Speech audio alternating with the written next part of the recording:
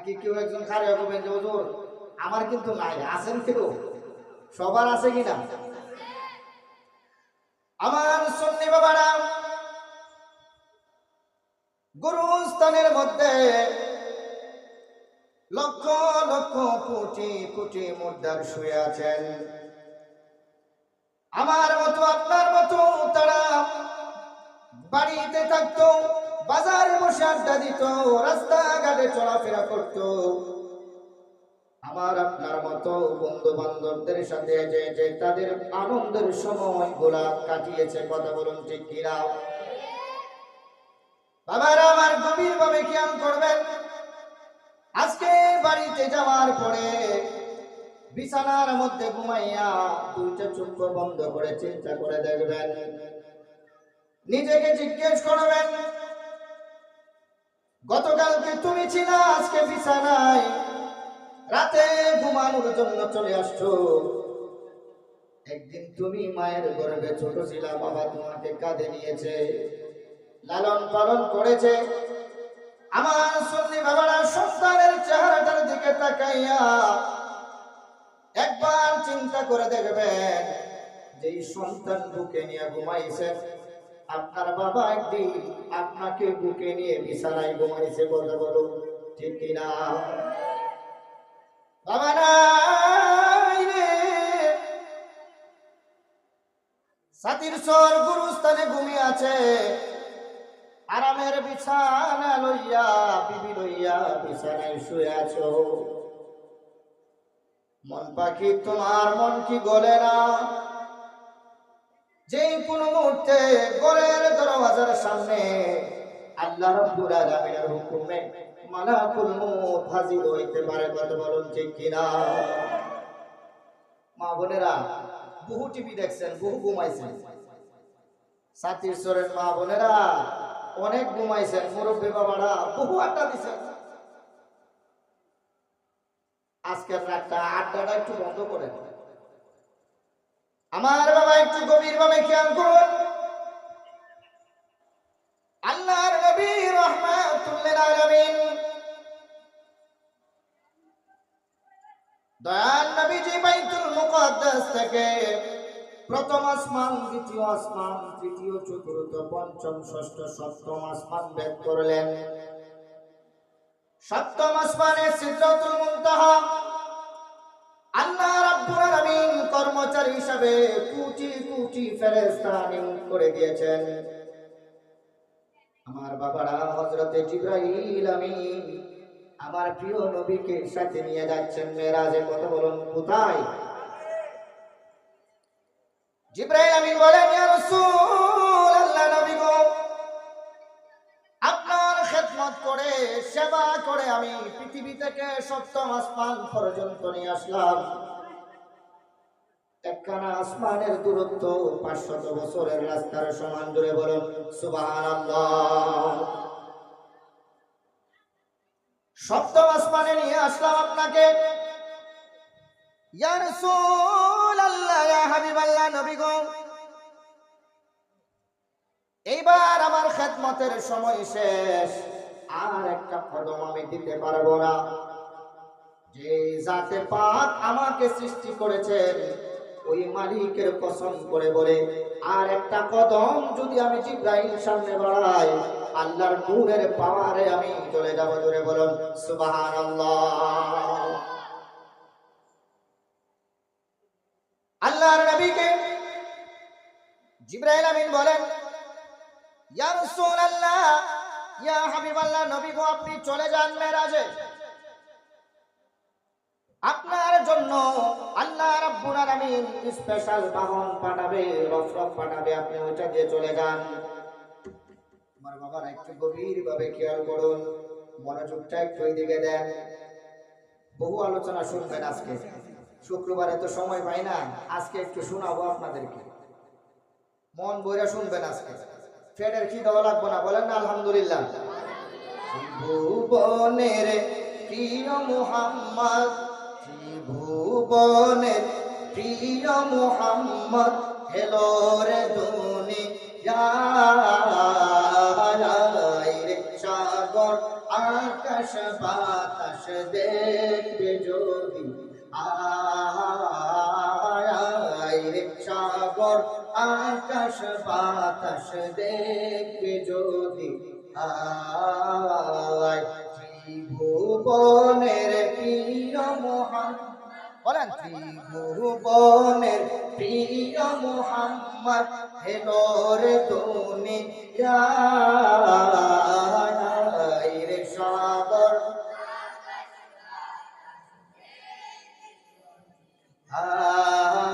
আয় রে সাগর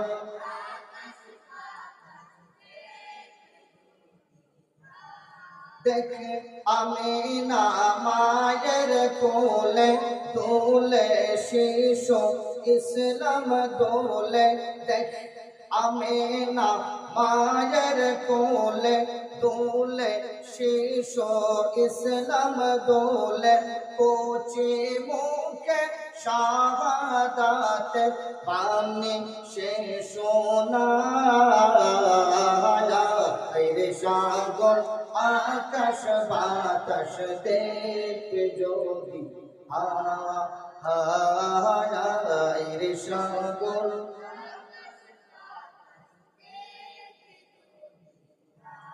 ভালো লাগে আপনাদের কেমন লাগে বাবা একটু শীষ মারে শীষ মারে শ্রোতা যারা আছে ওদের বিরক্তির কারণ হবে একটু ইয়া করে দেবে বলেন না আলহামদুলিল্লাহ বাবারা কি বলতে চেয়েছিলাম যারা জুম্মা পড়েন আমার আলোচনাটা আজকে কিন্তু শুক্রবারের মতো হবে না একটু মনোযোগ দেন আমি একটা জায়গায় গিয়ে ছাড়বো আজকে জানাবো আপনাদেরকে বহুত কিছু বলেন না আলহামদুলিল্লাহ জিবরাইল আমিন বললেন ইয়া রাসূলুল্লাহ আমি আর সামনে যেতে পারবো না আল্লাহর নবী জিবরাইল আমিনকে বলেন ও জিবরাইল তুমি আর সামনে যেতে পারবে না এত কাকুতি মিনতি করে কথা খানা বললাম মনে হচ্ছে কিছু চাও সুবহানাল্লাহ বলেন আল্লাহর নবীর কাছে বলেন ইয়া রাসূলুল্লাহ ইয়া হাবিবাল্লাহ নবী গো আল্লাহ রাব্বুল আলামিন আমাকে তৈয়ার করেছে আপনার কাছে মালিকের ওহী নিয়ে যাওয়ার জন্য আল্লাহ রাব্বুল আলামিন আমাকে ওহী দেন বিসমিল্লাহির রহমানির রহিম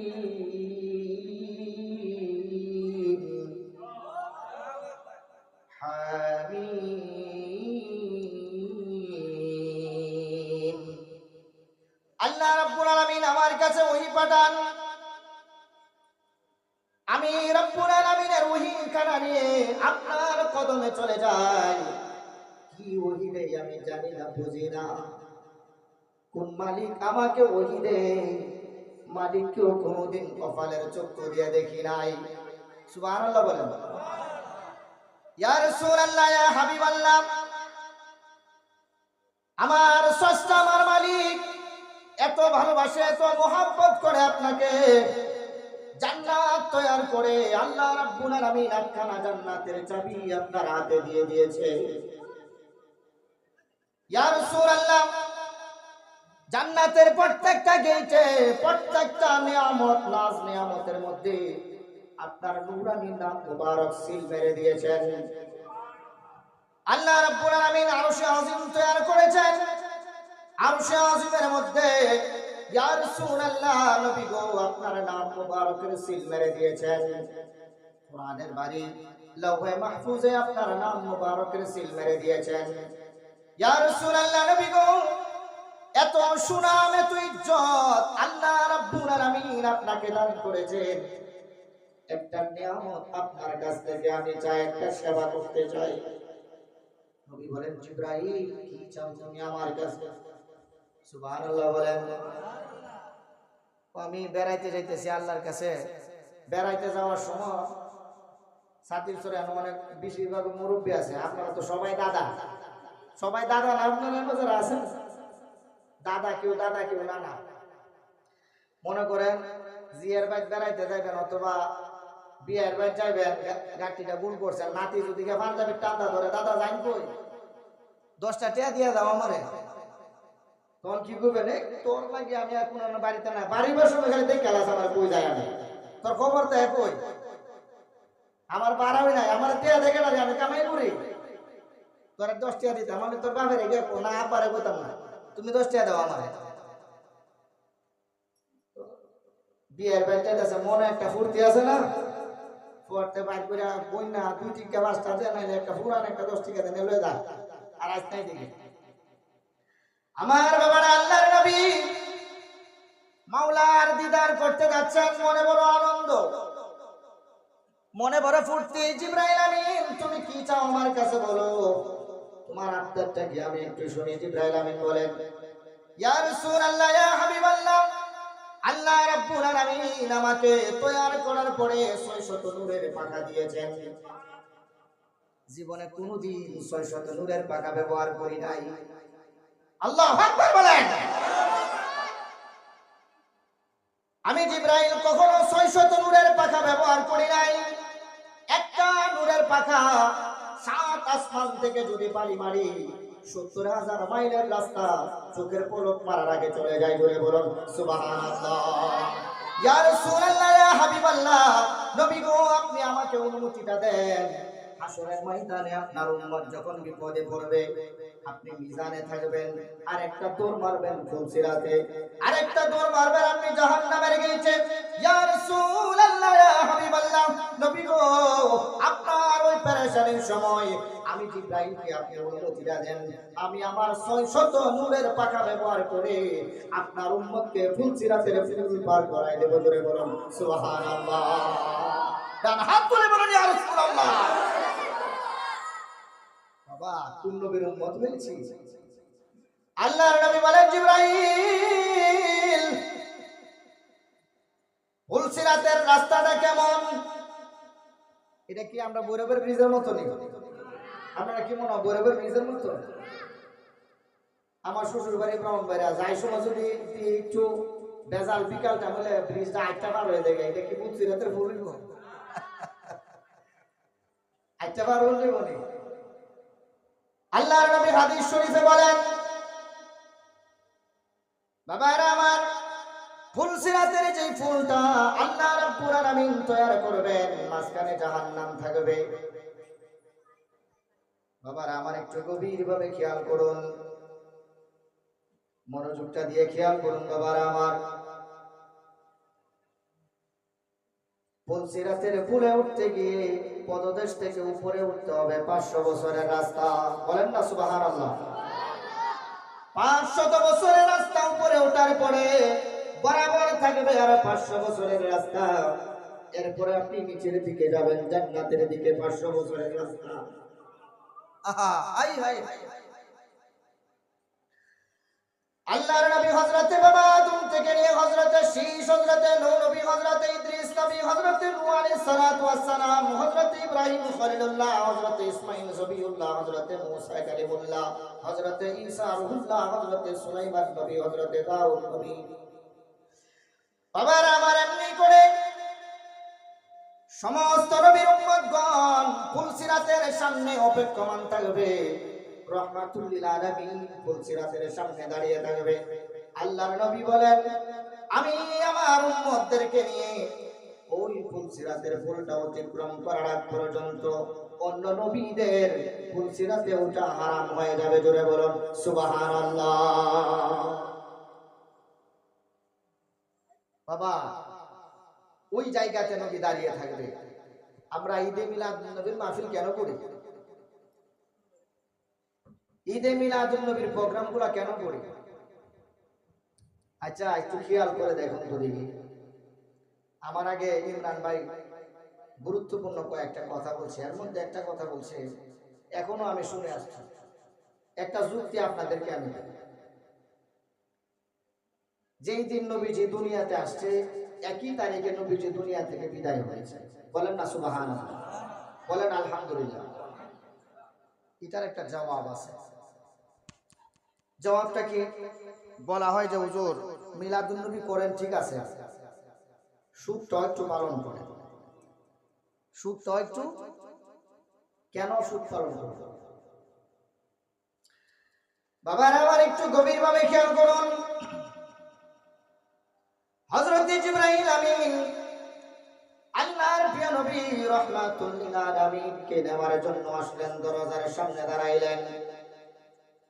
মা খাতুনে জান্নাত আল্লাহর নবীর হুজরা মুবারকের মধ্যে উপস্থিত ছিলেন। বলুন সুবহানাল্লাহ। আজরাইল গেটের মধ্যে নক দিলেন। মা খাতুনে জান্নাত দরওয়াজাটা খুলে পায়ের দিকে তাকাইয়া মাথাটা উঠাইয়া উপরের দিকে যখন তাকাইলেন, মাথা দেখা যায় না। মা খাতুনে জান্নাত দুইটা চোখের পানি ছেড়ে দিয়ে বললেন, মদিনার শহরে ছোট থেকে বড় হইলাম, কোনদিন এত বড় এমন পোশাকধারী মানুষ আমি ফাতেমার জীবনে দেখি নাই। জোরে বলুন সুবহানাল্লাহ। দুইটা চোখের পানি ছেড়ে দিয়েছেন। মা খাতুনে জান্নাত বলে, আমি বুঝে গেছি আমার আব্বাজান রাহমাতুল লিল আলামিনের সময় হয়ে গেছে। জোরে বলুন সুবহানাল্লাহ। নবী কাঁদতেছে, মা খাতুনে জান্নাত কাঁদে, চোখের পানি ছেড়ে, বাবা চলে যাবে। আল্লাহর নবী ডাক দিলেন, মা, ও মা, মা ফাতেমা, তোমার চোখে পানি কেন? আল্লাহু আকবার বলেন। মা খাতুনে জান্নাত দুইটা চোখের পানি ছেড়ে বলে, ইয়া রাসূলুল্লাহ, ইয়া হাবিবাল্লাহ, নবী গো, আমার চুলার মধ্যে 2 দিন 3 দিন পর্যন্ত খাবার থাকে না, আমি ক্ষুধার্ত থাকি। আপনার কলিজার টুকরা হাসান এবং হুসাইন ক্ষুধার্ত থাকে। পেটের ক্ষুধার যন্ত্রণায় ছটফট করলে আমার কাছে এসে যখন বলে, মা গো খিদা লেগেছে, খাবার দাও। আমার সুন্নি বাবারা, আমার খিদা লেগেছে, খাবার দাও। ইয়া রাসূলুল্লাহ, আমি হুসাইন এবং হাসানকে খাবার দিতে পারি না, চুলায় খাবার থাকে না। আমি হাসান এবং হুসাইনকে বলে দেই, যাও তোমরা তোমার নানা ভাইয়ের নূরানি চেহারা মুবারকটা দেখে আসো।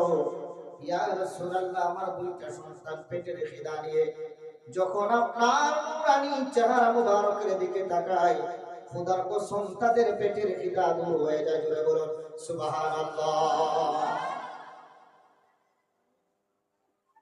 ইয়া রাসূলুল্লাহ, আপনি যদি দুনিয়া থেকে চলে যান, আমি এই জন্য কান্না করতেছি, আমি কার চেহারা মুবারক দেখব? আমার হাসান এবং হুসাইন কার চেহারা মুবারক দেখবে? নবী ডাক দিয়ে বলে, এই ফাতেমা, চোখের পানি মুছে ফেলো। আমার হাসান এবং হুসাইন নামাজের মধ্যে যতবার বলবে, আসসালামু আলাইকা আইয়ুহান নবিয়্যু, তাশাহুদের মধ্যে যতবার আমি নবীকে সালাম দিবে, ততবার আমি হুসাইন এবং হাসানের সামনে থাকবো। জোরে বলুন সুবহানাল্লাহ। চিন্তা করার কোনো কারণ নেই। মা খাতুনে জান্নাত বলেন, ইয়া রাসূলুল্লাহ, নবী গো, আমি কাকে দেখব? আল্লাহর নবী জবাব দিচ্ছেন, ও মা, চোখের পানি মুছে ফেলো।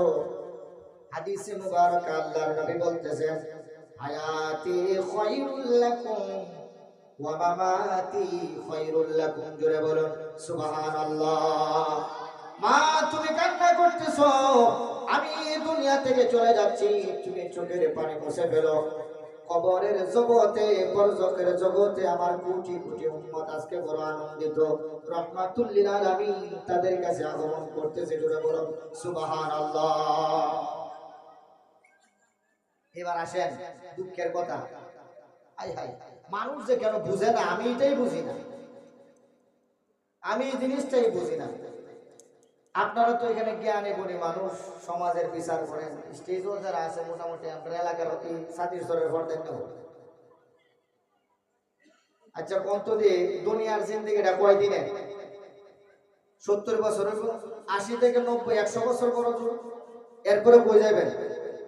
কবরে, ঠিক না? তার মানে কবরটা হলো চিরস্থায়ী। কবরটা কি চিরস্থায়ী কিনা? দুনিয়াতে আপনি কি সুখ পাইছেন? আল্লাহর নবী জান্নাতের সরদার, আল্লাহ তাআলা বলছেন, আমি জান্নাতি পুরুষদের জন্য, জান্নাতি মানুষের জন্য আমি এমন কিছু ব্যবস্থা করে রাখছি যেগুলা কোনোদিন কোনো মানুষ কল্পনাও করেন নাই। বলেন না সুবহানাল্লাহ। আল্লাহর নবী দুনিয়াতে বহু কষ্ট করেছে, কাফেররা আঘাত করেছে, কষ্ট সহ্য করেছে। আল্লাহ তাআলা জান্নাতে আমার নবীকে নিয়ে গেছে। নবী যে আরামে আছে না কষ্টে আছে? বাবার আমার একটু গভীরভাবে খেয়াল করুন।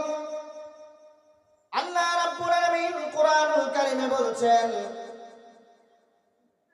বিসমিল্লাহির রহমানির রহিম, ইন্নাল্লাযীনা আমানু ওয়া আমিলুস সালিহাতি জান্নাতিন তাজরি মিন তাহতিহাল আনহার।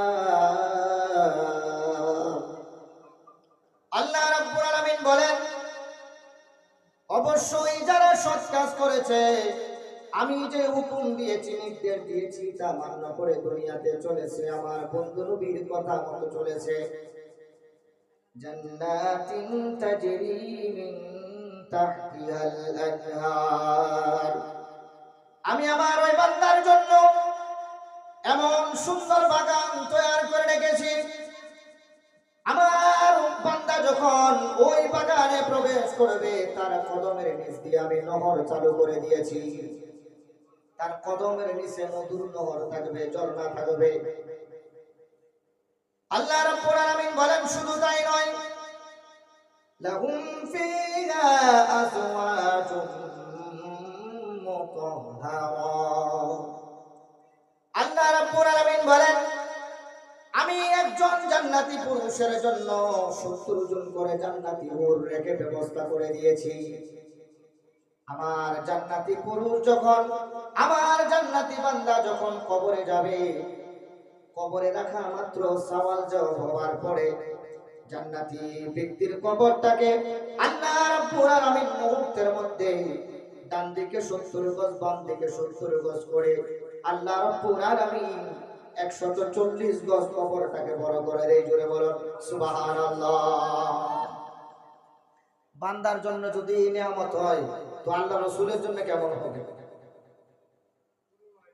বাবার আমার, আল্লাহর নবী রাহমাতুল লিল আলামিন দুনিয়া থেকে বিদায় হয়েছেন, বেজার হব না, খুশি হব। এই জন্য রাহমাতুল লিল আলামিন জান্নাতে আছে, আরামে আছে, আমাদেরকে দেখতেছেন, শুনতেছেন।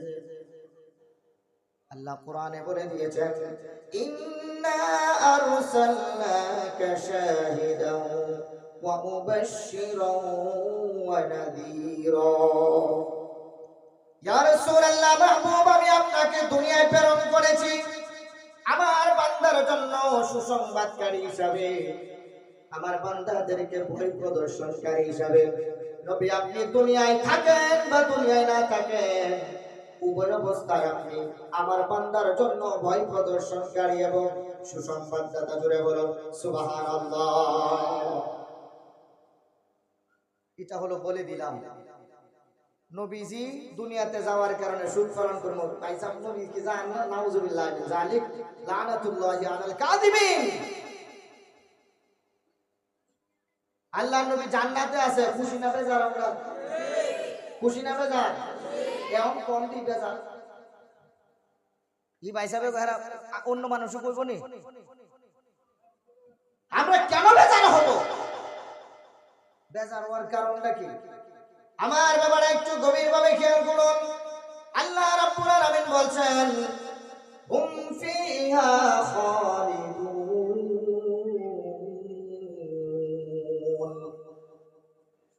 আমার বান্দারা, তোমরা দুনিয়াতে নেক কাজ করেছো, ইবাদত করেছো, আমার হুকুম মেনে চলেছো, হুম ফিহা খালিদুন, আমার বাগানের মধ্যে তোমরা থাকো। কতদিন পর্যন্ত? আল্লাহ বলে, অনন্তকাল পর্যন্ত। শুরু হয়েছে, তার কোনদিন শেষ হবে না। জোরে বলুন সুবহানাল্লাহ। একটা ঘটনা কই আপনাদেরকে, সুলাইমান, এই হযরত ইউনূস নবী, শুনবেন তো? সুলাইমান নবীরে, ইউনূস নবীকে আল্লাহ তাআলা ওনার জাতির কাছে পাঠাইছেন দ্বীনের দাওয়াত দেওয়ার জন্য। 40 বছর পর্যন্ত বহু কষ্ট করছে। নাম কি? হযরত ইউনূস আলাইহিস সালাম। 40 বছর পরিশ্রম করছে।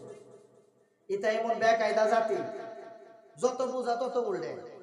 পরে দেখিব নবী যদি কাইটটা টুকরা টুকরা করে সাগরে বাসায় দেন, এরপরেও বাপ দাদার ধর্ম ছাড়তেন না। কোন না হুজুরিল্লাহ।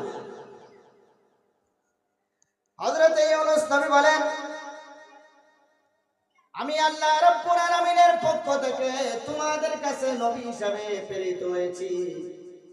দেব দেবীর পূজা ছাইড়া দাও। আমি যে মালিকের ইবাদত করি ওই মালিকের ইবাদতে মশগুল হয়ে যাও। যা লাগবে আমি আমার মালিকের কাছে হাত তুলে দোয়া চেয়ে তোমাদের জন্য এনে দেব। জোরে বলুন সুবহানাল্লাহ। লাভ হইতো না, ঈমান আনতাম না। 40 বছর কষ্ট করার পরে ইউনূস নবী আল্লাহর কাছে দুইটা হাত তুলে দোয়া করছে, আল্লাহ আর পারি না, ক্লান্ত হয়ে গেছি, এইবার কিছু গজব নাজিল করেন। কন্যা আলহামদুলিল্লাহ। নবী দোয়া করছে, ফিরাই বইটা সম্ভব? আচ্ছা, এবার যখন বদদোয়া করছে, আল্লাহ বলছে, আয় আমার নবী ইউনূস, দরখাস্ত করেছো, দরখাস্ত মঞ্জুর হয়েছে। এই তারটাকে ছুঁড়াই ফেলছে নাকি কি হলো?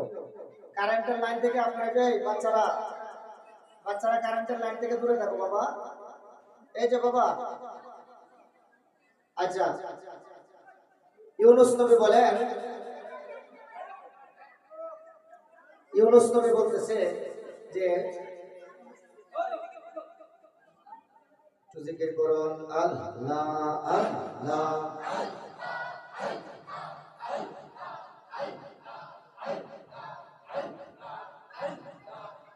লা ইলাহা ইল্লাল্লাহ মুহাম্মাদুর রাসূলুল্লাহ। আমার রাসূল তুই আর আল্লাহ পূজো, এই মন্ত্র নাকে দিয়াছে। বলেন না, রাসূল তুই আর আল্লাহ পূজো, এই মন্ত্র নাকে দিয়াছে। রাসূল বজ কোরআন খুঁজো, রাসূল বজ কোরআন খুঁজো, কোরআনের পাতায় পাতায় লেখা আছে আমার নবী তুই আর আল্লাহ পূজো, এই মন্ত্র নাকে দিয়াছে। রাসূল তুই আর আল্লাহ পূজো, এই মন্ত্র নাকে দিয়াছে। সৃষ্টির আগে পরবারে মানুষের রূপ নেহারে, সৃষ্টির আগে পরবারে মানুষের রূপ নেহারে, ফেরেশতারা যাইতে নারে, ফেরেশতারা যাইতে নারে, আমার রাসূল সেটাই গিয়াছে। রাসূল তুই আর আল্লাহ পূজো, এই মন্ত্র নাকে দিয়াছে আমার নবী তুই আর আল্লাহ পূজো, এই মন্ত্র নাকে দিয়াছে। রাসূল খুঁজো কোরআন পড়ো, রাসূল খুঁজো কোরআন পড়ো, কোরআনের পাতায় পাতায় লেখা আছে রাসূল তুই আর আল্লাহ পূজো, কুমন্ত্র নাকে দিয়াছে। রাসূল তুই আর আল্লাহ পূজো, কুমন্ত্র নাকে দিয়াছে। কত বলো ঠিক কিনা? পাইবেন বুঝা?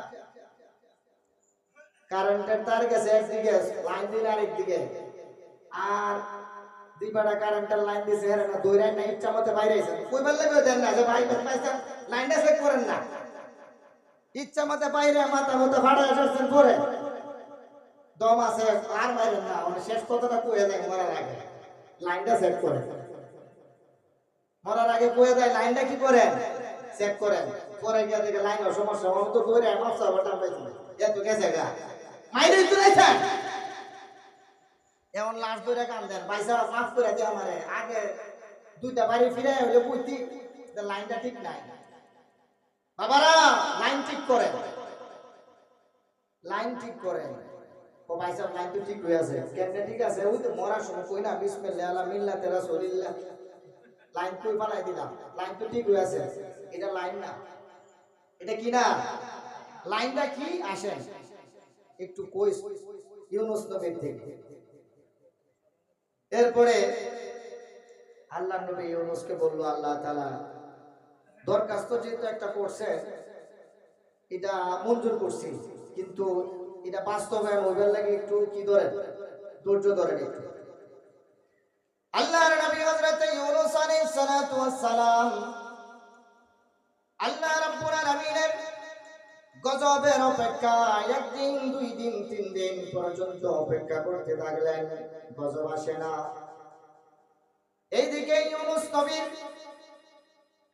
যারা বিদ্রোহকারী ছিল, ইউনূস নবীর উপরে যারা ঈমান আনে নাই, আল্লাহর নবীকে দেখে তারা টিটকারি করে। ওই দোয়া না করছিলেন গজব দিয়ে আয় না, চিন্তা করেন, গজব দিয়ে আয় না, মস্কারি করে, টিটকারি করে। আল্লাহর নবী বলেন, রব্বুল আলামিন দরখাস্ত মঞ্জুর করেছো, ধৈর্য ধরতে বলেছো, আমি ধৈর্য ধারণ করে আছি। আমার উম্মত আমাকে বুঝে না, আমার জাতি আমাকে চিনে না, টিটকারি করে গজব কখন আসবে কি নিয়ে টিটকারি করে দেখছেন নি? ইউনূস নবীর উম্মত যদি গজব নিয়ে টিটকারি করে, কয়েক লক্ষ গজব যদি এক পাল্লায় রাখে, আল্লাহর নবীর আসমানকে নিয়ে যারা টিটকারি করে, এবার আপনারা বলুন ইউনূস নবীর গজবের চাইতেও লক্ষ কোটি গুণ বড় গজব তাদের উপর আসবে কিনা? ইউনূস নবী গজবটা দেন না। এক পর্যায়ে গিয়ে আল্লাহর নবী ইউনূস আলাইহিস সালাতু ওয়াস সালামের উপরে আক্রমণ করলো, মারতে আসে, গজব আসে না কেন? আল্লাহর নবী দুঃখ কষ্ট পেয়ে দুইজন সন্তান ছিল, পুত্র সন্তান এবং বিবিকে নিয়ে রওনা দিলেন। জামুগা দেশে না কি জায়গা জামুগা আর ভাল লাগে না, আল্লাহ গজব দেয় না, জাতির টিটকারি তো বাস্তারি না, আর তাকে কি পুরো মুভি মানুষ জায়গা। আল্লাহর নবী হযরত ইউনূস নবী হাঁটতে হাঁটতে নদীর পাড়ে গেলেন, নদীর মধ্যে প্রচন্ড স্রোত। হযরত ইউনূস নবী ছোট্ট সন্তানটাকে কাঁধের মধ্যে উঠালেন, বলেন সুবহানাল্লাহ। ছোট্ট ছেলেটাকে কাঁধের মধ্যে উঠাইলেন, বিবির হাতটা ধরে বিবিকে বললেন, আমাকে শক্ত করে ধরো, নদীর মধ্যে প্রচন্ড স্রোত আছে, ভেসে যাইতে পারো, আমাকে ছাইড়ো না। জায়গা বসাতে আমার জাতি আমাকে চিনল না, বহু কষ্ট দিয়েছে, আর থাকবো না। বিবি স্বামীকে জড়াইয়া ধরে আছে। এবার যখন নদীর মাঝখানে গেল, হঠাৎ করে বিবি হাত থেকে ছুটে গেছে, বিবি চলে যাচ্ছে স্রোতের সাথে। বললে কি মায়া আছে কিনা? আল্লাহর নবী হযরত ইউনূস নবী ডান হাতটা বাড়াইয়া বিবিকে যখন ধরতে গেলেন, স্রোতের সাথে আর পারলেন না, ভাসাইয়া নিয়ে গেলেন বিবিকে। বিবিকে ধরতে গেছে, কাঁধ থেকে ছোট বাচ্চা পড়ে পানির সাথে ভেসে গেছে। আল্লাহু আকবার বলেন। আল্লাহর নবী ইউনূস নবী বলেন, বিবিকে বাঁচাইতে গেলাম, ছোট বাচ্চাটা পড়ে গেল, জাতির লোক আমাকে চিনল না, আঘাত করে সমাজ থেকে বের করে দিল, বিবি চলে যায়, ছোট বাচ্চাটাও চলে গেল।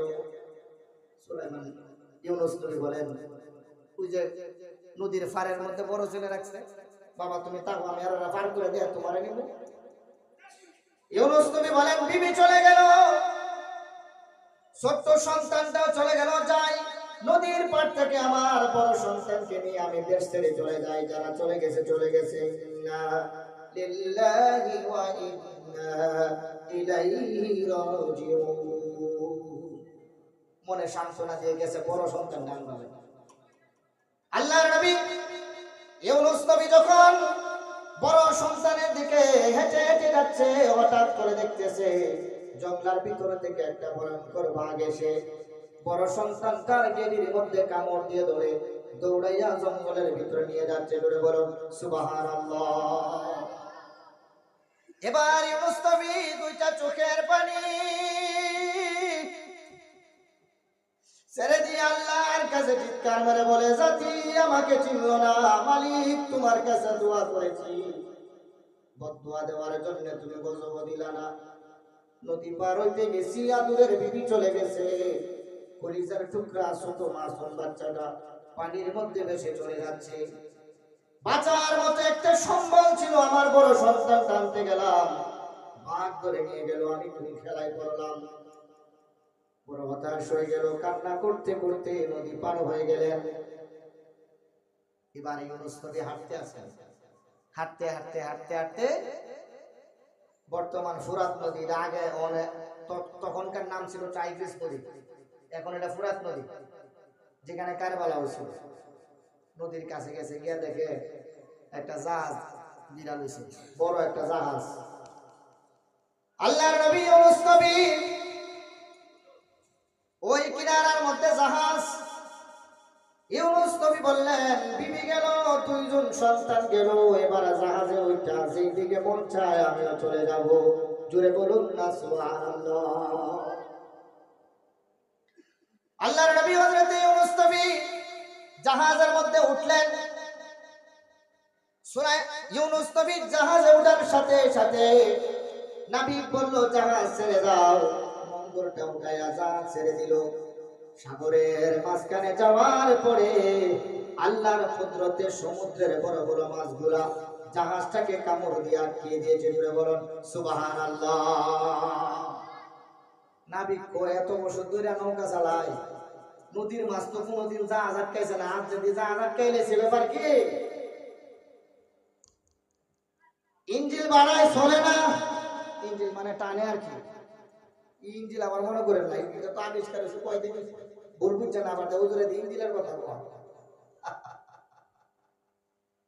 বাবারা আমার, জাহাজ চলে না, জাহাজ চলে বইটা দিয়ে সোজা, কিন্তু জাহাজ খালি জায়গার মধ্যে ঘুরে, মাছে ধাক্কায় বলে ঘুরে, মাছে ধাক্কায় জাহাজ ঘুরে, মাছে ধাক্কায় জাহাজ ঘুরে।